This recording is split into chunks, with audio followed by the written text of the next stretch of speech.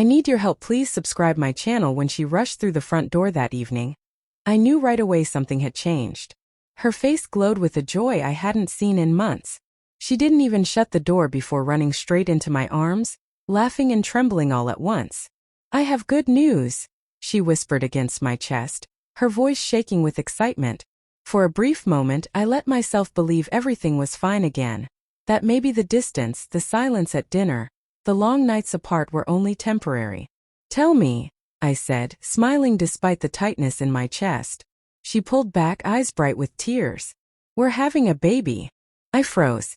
The room felt still, like the air itself had stopped moving. My arms fell from around her as my mind tried to catch up. A baby, ours. It should have been the happiest moment of my life, but something cold crept up the back of my neck. I forced a smile, the reaction she expected, and pulled her back into an embrace. That's amazing, I murmured, though the words sat heavy on my tongue. She didn't notice. She was already talking about names, about how long she'd known, about the doctor's visit that morning. I nodded along, each word echoing dully in my mind. That night, she slept soundly beside me, one hand resting over her stomach. I stared at the ceiling wide awake, replaying the last few months. The business trip, that lasted longer than expected. The mysterious messages she deleted too quickly.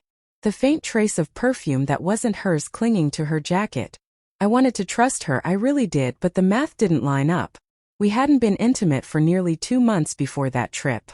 She'd blamed stress, told me she was just tired, asked me not to take it personally. I didn't push. I gave her space, believing we'd find our rhythm again. But as she slept beside me that night, all I could think about was timing, and how wrong it felt. The next morning she was cheerful, humming as she made breakfast, talking about baby clothes and nursery colors. I smiled when she looked up, but inside my heart was splitting apart. I couldn't stop picturing her leaving that night for a flight, dressed too perfectly for the airport. Over the next few days I played along. I congratulated her on the sonogram appointments, held her hand when she talked about cravings, even smiled when she said she couldn't wait to see my mom's reaction. But every word, every gesture felt staged, like a performance. Then I started noticing the smaller things. Her phone was never out of sight, not even when she showered. She locked it now, something she'd never done before. And when I casually mentioned her due date seemed a bit early, her voice faltered before she brushed it off with a laugh. At work I couldn't focus. Every buzz from my phone sent my heart racing. I kept wondering whether I was losing my mind or finally seeing the truth. Eventually, I contacted a private lab, one that offered prenatal DNA testing without needing the mother's consent. I hated myself for even considering it, but I couldn't keep living in limbo. Quietly, I collected a cup she'd left in the sink, sealed it carefully, and sent it along with my own sample. Waiting was agony. Meanwhile, she seemed happier than ever, sending me pictures of baby cribs, asking if we could repaint the guest room, calling the baby our little miracle. Every time she said it, I had to fight to keep my expression steady. At night, I'd lie awake beside her, watching her sleep so peacefully and wondering how someone could rest so easily while hiding something so cruel. When the results finally came, I sat in my car outside the office, staring at the unopened email. My hands trembled so badly I could barely tap the screen. But I had to know. I took a deep breath and opened it. The words blurred at first, but one line burned through the haze. Probability of paternity 0%. I don't remember how long I sat there staring at the screen. My chest felt hollow, like the air had been pulled out of me. It wasn't shock, it was confirmation. A truth so heavy it didn't strike hard. It simply settled in cold and suffocating. That night when I got home, she was waiting by the door with a bright smile. "Guess what?" she said. "I told my mom today." She cried, "She's so happy for us." I looked at her, really looked, and realized she had no idea her world was about to collapse. I still had the printed report in my hand. My throat felt like sandpaper. She was talking, something about baby names, maybe her mom's reaction, but her voice sounded distant, like it came from underwater. I cut her off mid-sentence, my tone calm but colder than I intended. "Can we talk?" She blinked, smile faltering.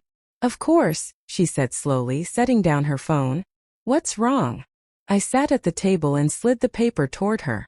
For a moment, she didn't understand what she was reading. Then her eyes widened, color draining from her face. "What is this?" she whispered.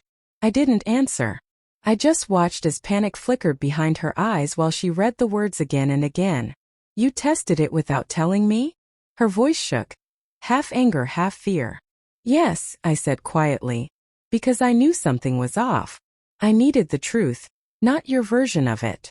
Her mouth opened, and for a second I thought she might confess. But instead she tried to flip it.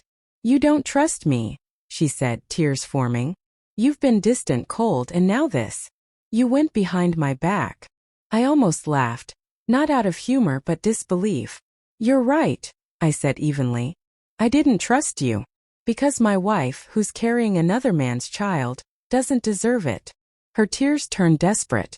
"It was a mistake," she cried. "It only happened once. We were fighting, I felt alone." I stood abruptly, the chair scraping the floor. "Stop," I said sharply. "Don't insult me with excuses. You made your decision the moment you let someone else touch you." She reached for my hand, but I pulled away. The silence that followed was suffocating, broken only by her sobs, raw and hollow, as I walked into our bedroom and began packing a bag. "Please don't do this," she whispered from the doorway. "We can fix this. We can start over." I zipped the suitcase and looked at her one last time. "No," I said softly. "You can start over. I already have." As I stepped out the door, the heaviness in my chest didn't feel like loss anymore. It felt like release. Sometimes the truth doesn't destroy you, frees you. And as painful as it was, I knew I'd rather walk alone in honesty than stay bound to a beautiful lie.